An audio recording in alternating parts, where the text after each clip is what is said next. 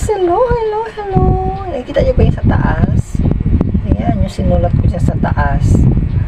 Ayan. So, ibig sabihin pala, meron talagang may tindahan na ganun po talaga yung palasin niya. Pero, hindi, wag naman tayong ganun guys, di ba? Kasi, tayo, namimili, syempre namimili tayo na medyo affordable yung price, di ba? Syempre, kung saan naman mas mura, andun tayo, di ba? Kahit sino naman namimili, di ba? So, wag mong panghawakan yung kung saan bibili yung bumibili sa'yo or nangungutang sa'yo. Syempre naman, porket ba nangungutang sa'yo yung isang tao, hindi na pwedeng bumili sa ibang tindahan. Syempre, saka ka na siguro mag-react kung hindi na bumibili sa'yo ng isang linggo na talaga hindi nagpapakita sa'yo na hindi na bumibili sa'yo.